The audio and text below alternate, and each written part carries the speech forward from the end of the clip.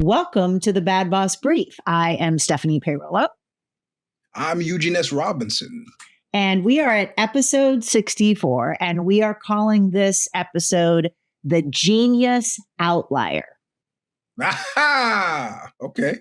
So the way the way we came up with this is on our last show, we had a listener wrote in and said, hey, I'm working with these salespeople that think that they're all that in a bag of chips and are treated like rock stars. What do I do? And we responded about, they're part of a team, but we got to thinking about it after we recorded the show. What about people who really are rock stars? What about people, because the comment to our listener was salespeople are part of a team. If they don't have a good delivery team behind them, they're not actually rock stars. So what we started questioning is, what about people who really are incredibly talented individuals, but for whatever reason are outliers within the organization? What do you do in those circumstances? Right. So what made you think that would be an interesting thing to do a show about? Well, I mean, because, I had identified myself last week as being one of those people, right, who was, A-list player who got a certain amount of latitude extended to me because of that.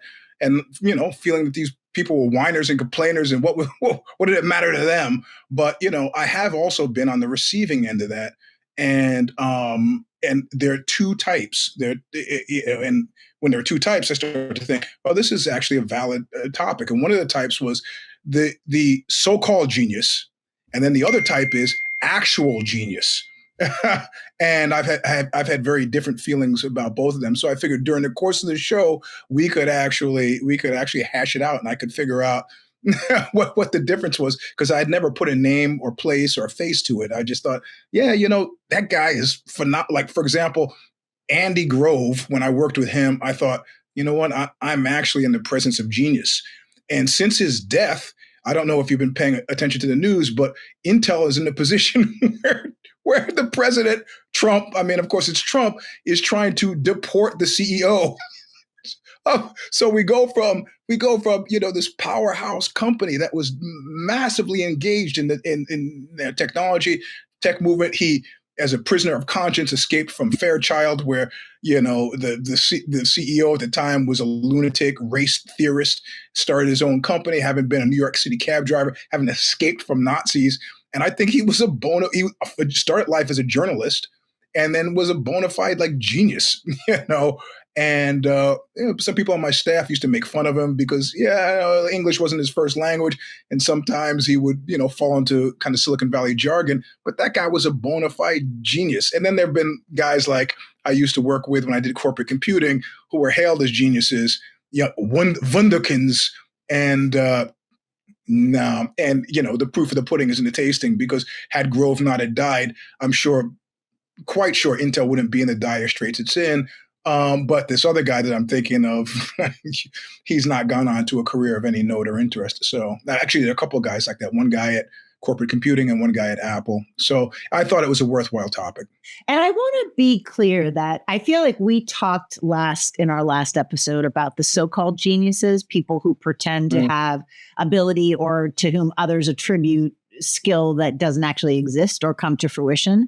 What I want to talk about today and focus on to start with is a real genius, right? So what we're talking about is somebody, usually these people are what we used to call individual contributors. They usually work alone. They can be part of a team, but they are consistently responsible for fantastic work, right? Innovative leaps, new ways of thinking of things, creative deliverables, depending on, what kind of industry we're talking about. And they have a track record. They have done this consistently at one organization, at multiple organizations. And everybody understands this person gets whatever the job is done exponentially better than most around them. The reason that we're talking about geniuses who are outliers is often people with that level of talent don't fit within a lot of corporate environments. Right. And so which is strange if you think about it, right? I actually don't think it's strange, because in looking at capitalism, right? And even capitalism seeps into even nonprofits, right? But looking at capitalism, people are rewarded for basically being like machines, right? So the more you are a cog in the machine and you do the same thing every day and you don't change and you're predictable and you don't rise above or fall below, that is what is rewarded.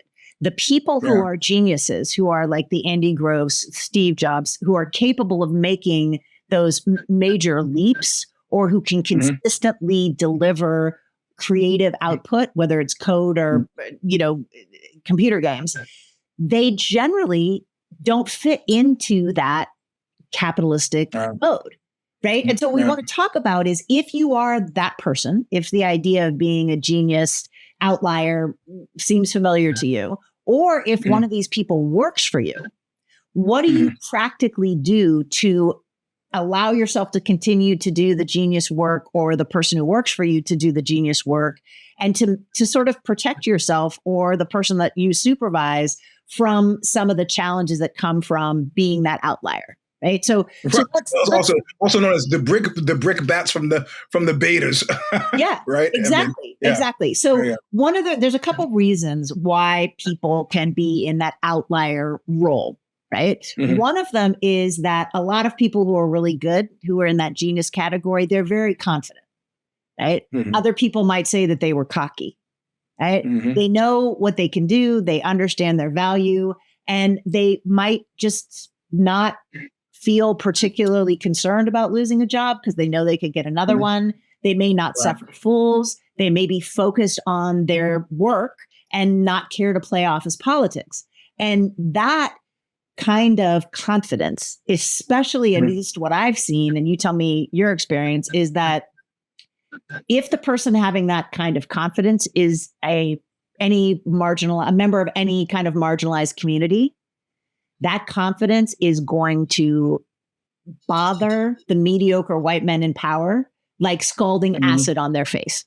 And they really can't handle it. True or not true? I don't know about that. I had one boss. I had a boss, an older white man, and also known as the best boss I've ever had. And he boiled it down to me very simply. And he said, "You have one job and one job only." And I go, "Okay, what's that?" He goes, "You have to make me look good." He goes, "If you do that, I'll do anything you want." And I had never had it so coherently put, the one hand washing the other. In other words, if I can walk out of this office and, into the corporation, and this was at Apple, and feel like a hot shit because of what you're doing, you're golden. And whatever crazy thing you come up with after that, I'll sign off on it. And he was true to his word. And it was incredibly motivating. And there were people, the betas on the team, who resented it. And this is Apple and cutthroat days, would do stuff like when I was going to Zurich to interview this guy in his castle, who was heavily involved in using Apple to produce his music and his film. The guy waited till I literally got on the plane and sent a group email trying to take me out at the knees. And of course, I responded negatively, but it was totally unnecessary for me to do that because I had done what the boss had wanted, which was make him look good. And so, the Greek chorus of attacks from people less talented meant nothing to him. In terms of office, I wasn't going to lunch with the guy anyway, so I'm okay with negative input from peers. So I don't think I've had the experience of having an older white man resent me for overachieving in a workplace scenario, right? It's not going to be a guy who's a boss who does this necessarily. It's going to be people who are dotted line with you. The only boss I've had that felt threatened, of course, up to and including needing to fire me or lay me off, was a non-binary person.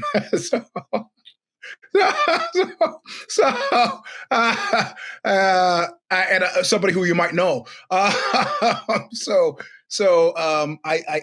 can't sign on to that. I haven't, but I wasn't in sales. I was in creative. And it was understood that if I was getting great interviews and turning them into great pieces, that I was pretty much doing, and keep in mind, at a place like Apple, they had tried 5 different marketing people before they decided to bring in what they called a real world journalist to do what I subsequently ended up doing. So it wasn't.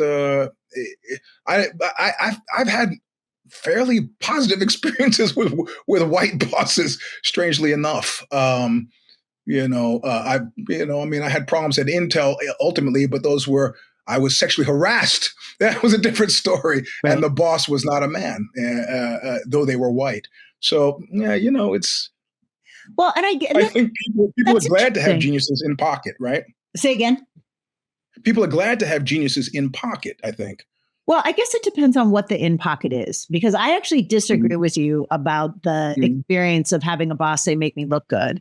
I do feel like that can work, but I have had a number of bosses who have said, make me personally look good, even though making me look good will work against the aims of the organization. Right.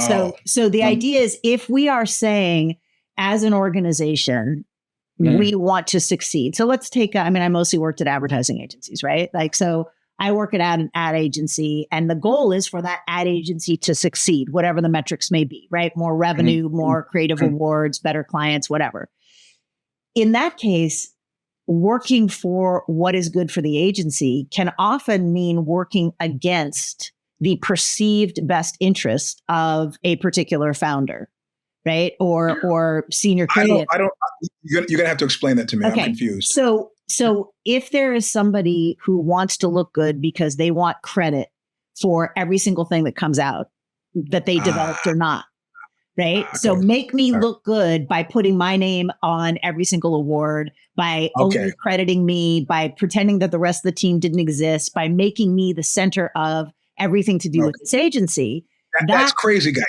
Right. But that might make him look good. It's a he, right? That might make him look good and make his ego feel better. But the reality is that actually is detrimental to the other talented people that work there, the agency as a whole. Yeah. And so it's just a call out, right? That I do think there are people who are really good at their job who, when told implicitly or explicitly, just make me look good, are going to balk at that the way that I did, because it's like, there are things about being successful that are not necessarily going to make you look good or be comfortable. And I think, and that's another thing that I find is that, so one is there's this sense of people who are geniuses perceived to be exempting themselves from participating in office politics or ego massaging or whatever it is, right?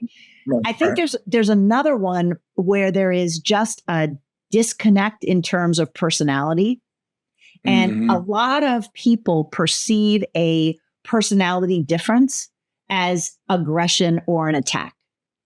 So let me explain this, right? So one of the things that I write and talk about, there's a lot of different ways of looking at personalities in the workplace. A lot of them I think are foolish and expensive, but there's one that's pretty simple. Are you a task person or are you a relationship person?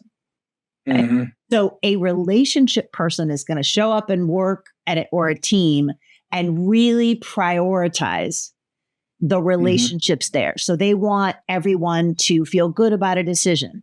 They want somebody to feel good about going to work. They want to be on the best places to work in their region list. They're they prioritize relationships. Eugene has a face, for those of you that are listening, of some disdain.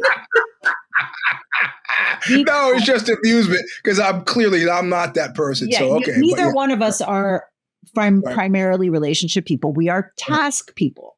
There's things that need to happen. And of course, we are going to operate professionally and using, kindness to the human beings around us. But I am never going to support promoting someone who doesn't have the skills, just because if she doesn't get promoted, she's going to have a sad face.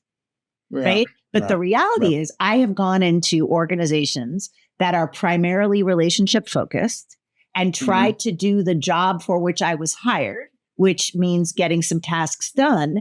And people have balked at that, even the people who hired me. So if I come in and a place is hemorrhaging money and I say, well, we need to get rid of this person. We need to reframe this. We need to do this differently. They hired me to do this. Has happened to me. They hired me to do that. And then were so resistant to the potential bad feelings in holding people accountable that they ultimately ended up firing me.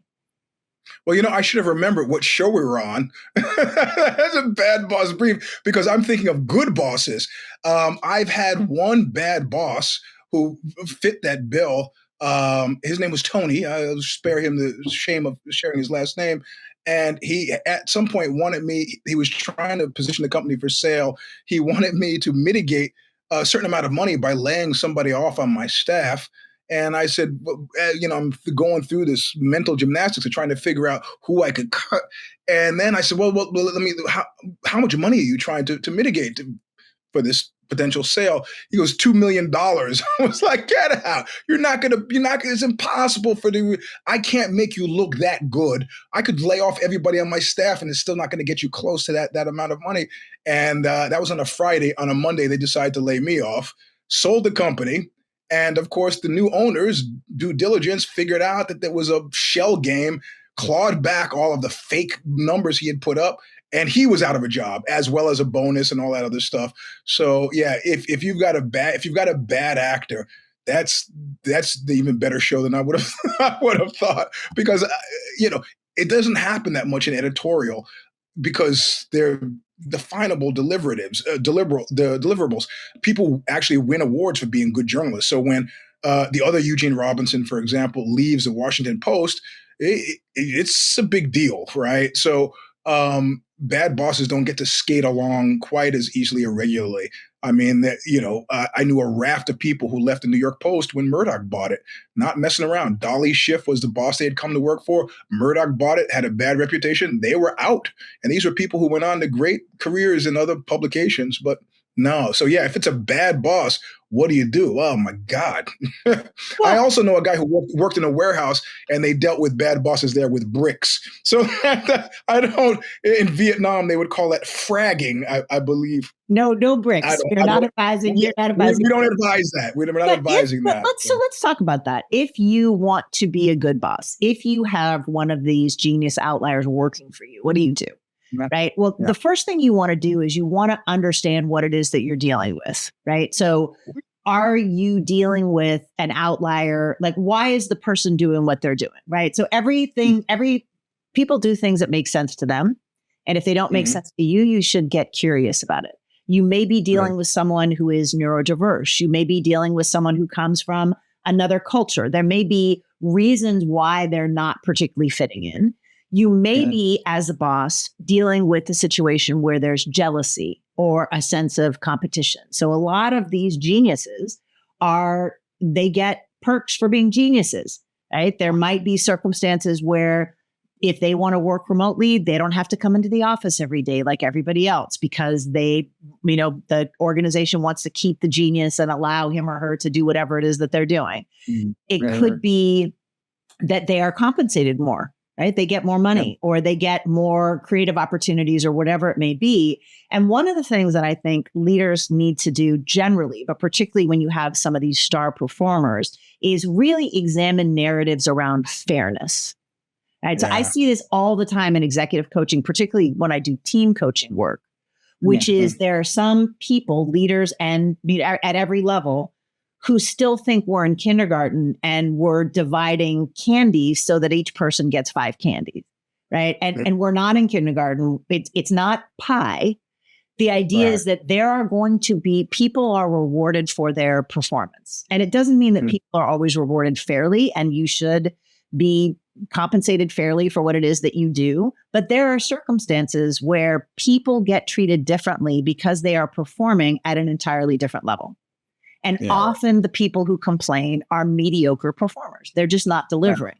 And they're like, well, that's not fair. And what I suggest to leaders is to get very clear about it's not about fairness, right? If you want these same perks, then you deliver the same goods.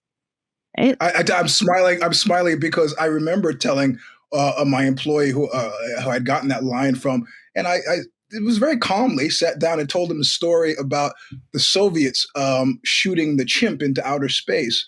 And this was not the chimps who died, but the chimp who lived. And they shot this chimp into outer space, and the chimp landed back in the capsule, and they pulled the ship on the capsule on the boat, and they opened the door. And when they opened the door, they gave the chimp an apple. And the guy I was talking to, that's the end of the story. The guy I was talking to stood up and went back to his desk and started working harder. I mean, it was a long way to say, this chimp has done something you will never do, and was happy with an apple. Get back to your desk and stop wasting my time. And I think, he didn't last too much longer after that. But I think at least in the moment I got what I needed, which was him to close the issue and deliver it. This is, magazine terms, editorial. So, but yeah, and this is one of the reasons why I do, people often talk about the ways in which AI is changing, certainly executive coaching or therapy or what have you, right? The reason I think there is still a need for an actual person is that sometimes you have to face some of the more difficult things about yourself that you might not be able to see as a leader. And one of the real Achilles heels that I see and have seen my entire career as a person who works and manages and as an executive coach is the insidious ways conflict avoidance can undermine a person's ability to lead effectively, whether it's a team or a company. And if there's a sense of, well, this person may be our top performer or this great, person in whatever way, but gosh, this person over here feels uncomfortable because he gets special stuff, or this one over here, the inability or just to deal with conflict with that genius outlier might be a little abrasive, might not be managed need to be managed in the same way. And so this sense of the ways in which I see so many organizations that could be great that stay mediocre because they don't want to do the hard work of embracing discomfort, recognizing that they need to maybe do some personal growth so that they can make some of the tough choices.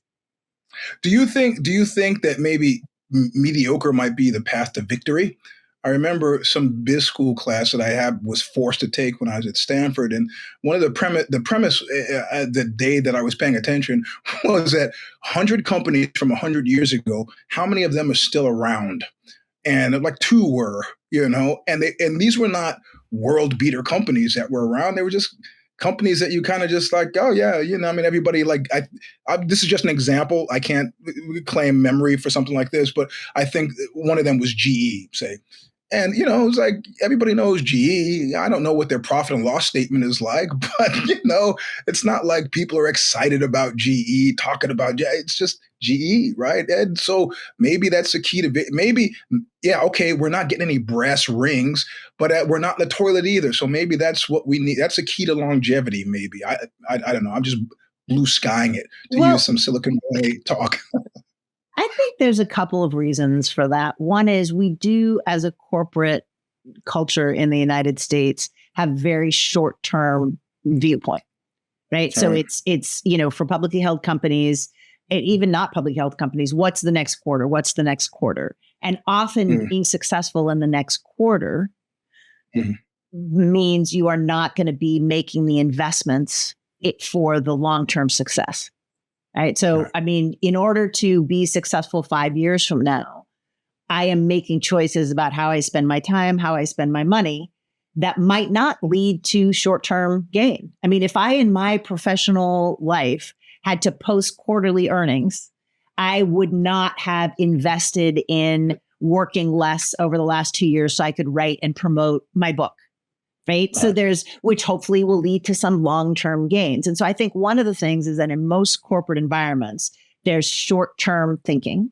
The other thing is that I do feel like capitalism, particularly the way that it is manifested in the United States today under the Trump administration, it's so toxic that I feel like many people who are talented, who have that rare combination of emotional intelligence, vision,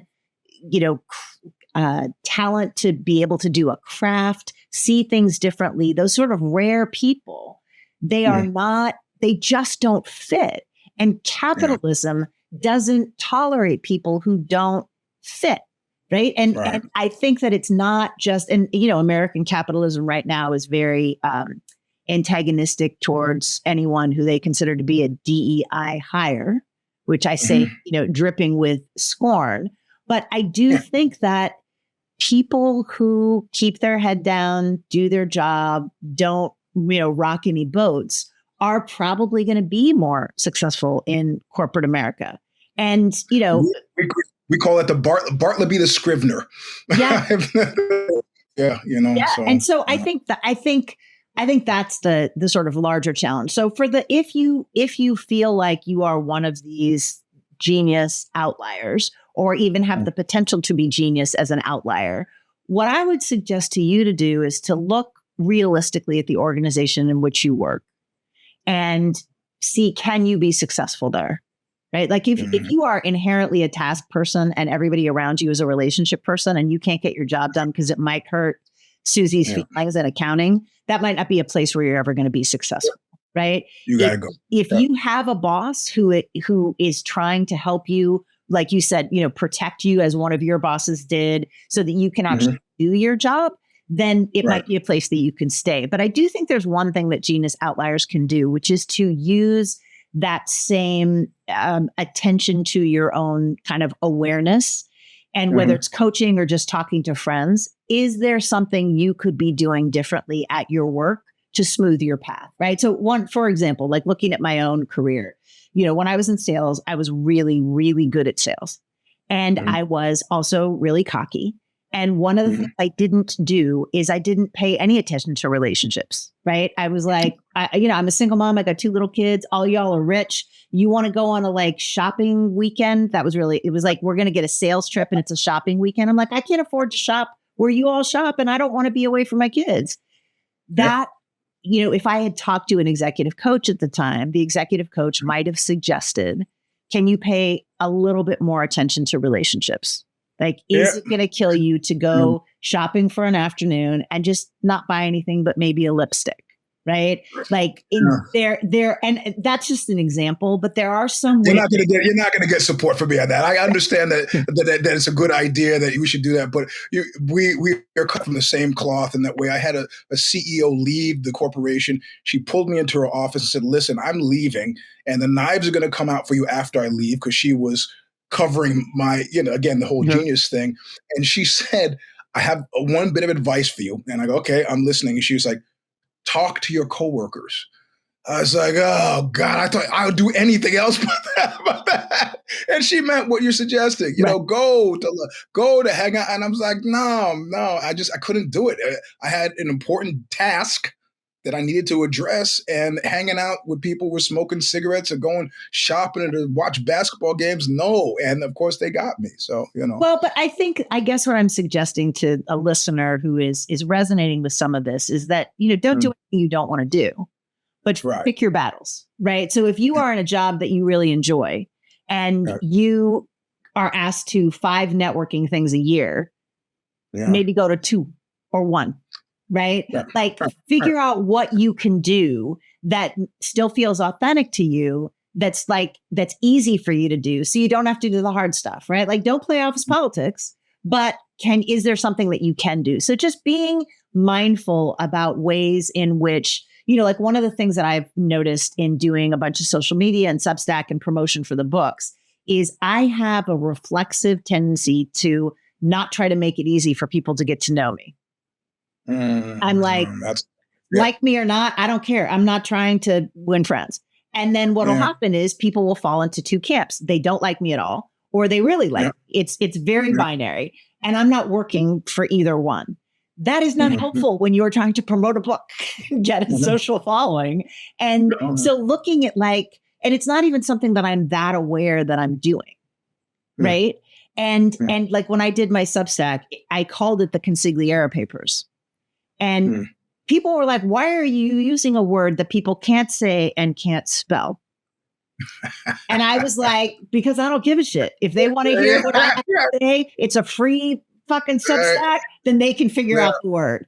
Which is, as I'm going to rebrand my Substack, it's going to have a new name because I realize I want people to read my Substack. So why am I repelling them with a difficult name?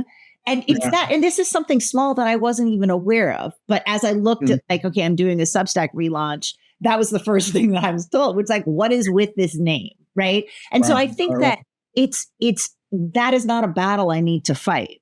And it's a tendency that is not serving me. And I think all of us have those. And that's not, I'm going to still write the same thing. I'm going to still write the same way. I'm going to still be the iconoclast that I am. But why do I need to repel people for no reason? Right. And I have to say, as the younger member of the team, I have to say that I'm really pleased that you're willing to change. The thing about old dogs and new tricks, it's really wonderful. Yeah. So for those of you that don't know, Eugene is 8 days younger than I am. So this is 1 week a year where I am a year older than he is. So enjoy it for the next however many days. That's right. Oh my God. I've been waiting. I've been laying and waiting for this moment. This whole time. All right. On that note, we are going to close this episode, but next time we are going to do an episode about annual reviews. Someone wrote into Eugene and said, hey, I find the annual review process to be awful. And I put a note out on LinkedIn saying, hey, if you have any bad boss stories of terrible, insane, crazy, or good annual reviews, please get in touch with us. WTF@badbossbrief.com. You can send a direct message to either one of us on LinkedIn, but we would love your stories because our podcasts are always better when we have input from you all, the listeners. So thanks very much. And we will see you in a couple of weeks. Bye. Adios.